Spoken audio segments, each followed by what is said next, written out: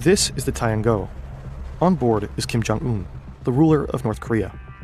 He almost never leaves his country, but when he does, he travels on rail, in the so-called moving fortress. Right now, he just left Pyongyang. His destination is the Vostochny Kosmodrome in Russia to meet Vladimir Putin. The journey will take him around 2 days and well over 1,000 kilometers through foreign land. Kim has many enemies. How does the Taiyang-go keep him safe?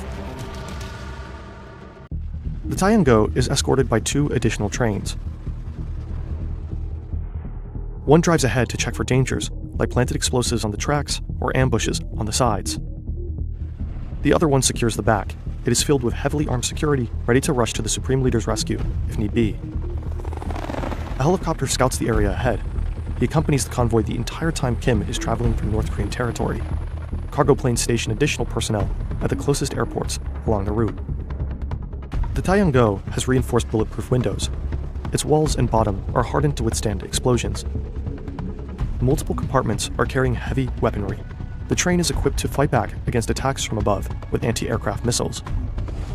It also carries anti-tank missiles and 2 machine guns to aggressively fend off attacks from either side of the tracks. If all defenses fail, the train carries a helicopter so Kim can flee from the scene.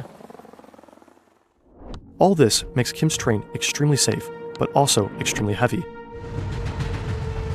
The Taiyang-go travels at only 60 kilometers per hour, sometimes even slower, due to the poor condition of railways in North Korea. When the train passes by a station, the power is cut off on all other tracks. There are 20 railway stations in the country that were built solely for this one train. Because of the slow speeds, Kim might be on the road for several days on end, just like during this particular trip to meet Putin. On board, he has everything he needs to govern his country day and night. An office with a desk, laptop, television, fax machine, satellite phone, and a map of China and the Korean peninsula on the wall. A reception room. A meeting room with a table. The interior style is quite eclectic. Most rooms are entirely white, with shiny wooden floors. There are green and hot pink sofas, ivory and turquoise curtains, flower-shaped lamps, and zebra-patterned fabric seats. But the highlight of the train is the restaurant. On board, you can find all sorts of delicacies from Korean, Russian, Chinese, Japanese, and French cuisine. Kim Jong Un won't get bored during the journey either. The train has singers on board who serenade the Supreme Leader personally. When stepping off the train, 2 on-board armored Mercedes limousines are unloaded for the last mile. Train travel has a long tradition in the Kim family. This is the Kumujin Palace, where the remains of Kim Il-sung and Kim Jong-il are laid to rest. Right next to their remains, you'll find life-size models of their personal train carriages. There's even said to be a painting of Kim Jong-il proudly standing next to his train. A map with small lights shows the many journeys they took. Taking the train started as a safety precaution. Kim Jong-il was reportedly also just a bit afraid of flying. In 2001, he took a train journey lasting almost a month, all the way to Moscow, covering a total of 20,000 kilometers. A Russian official named Konstantin Pulikovsky accompanied him. After the journey, he published a book about his experiences, much to the irritation of both the Russian and North Korean governments. That's because for a long time, the Korean leaders' trains were shrouded in utter mystery. It was never announced when they would move and where. Also, the interior was largely kept secret. In 2004, Kim Jong-il's train passed through the Yeongcheong station near the border with China. Just hours later, a massive explosion killed about 160 people and injured 1,300 more. Supposedly, a train parked at the station laden with oils and chemicals was hitting power lines.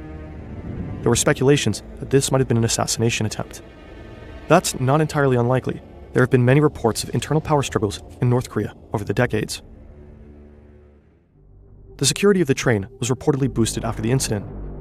In 2009, Russian photographers were banned from taking pictures of the train while it was en route to the then-President Dmitry Medvedev. Entire villages in Siberia were instructed to stay indoors until the train had passed.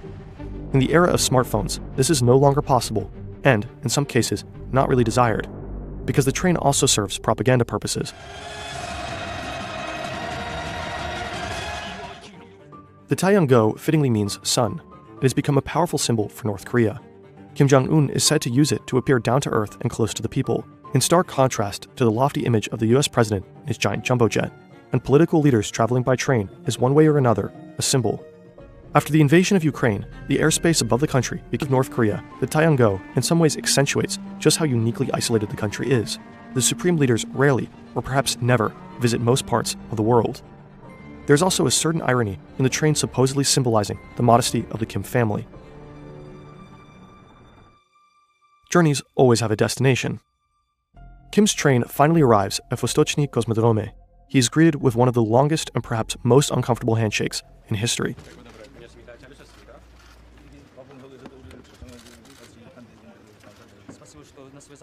Then, Putin gives him the full tour, a spaceport, an aircraft factory, and the Pacific Fleet.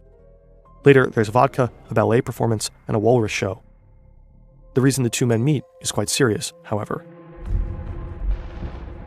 Russia is running low on ammunition and allies in its war against Ukraine. North Korea has enormous stocks of ammo and is not afraid to supply it. In return, the country could receive technical support from Russia for building new satellites and missiles for its nuclear weapons program. No official outcome has been announced, but Russian Foreign Minister Sergei Lavrov recently visited Pyongyang shortly after the meeting. He thanked North Korea for its support in the Ukraine conflict and reaffirmed the partnership between both countries. North Korea, in turn, officially recognized the territories captured by Russia as Russian sovereign territory. Lavrov didn't commit on weapons deliveries, but according to the US government, North Korea has already delivered over 1,000 containers of ammunition and military equipment to Russia. North Korea and Russia both have very few international allies left. While the Taeyong-go tries to be a symbol of power for North Korea, it is also a sign of the country's deep isolation. Vladimir Putin has accepted an offer to visit Kim Jong Un in return. This would be a good chance for him to take his very own ghost train.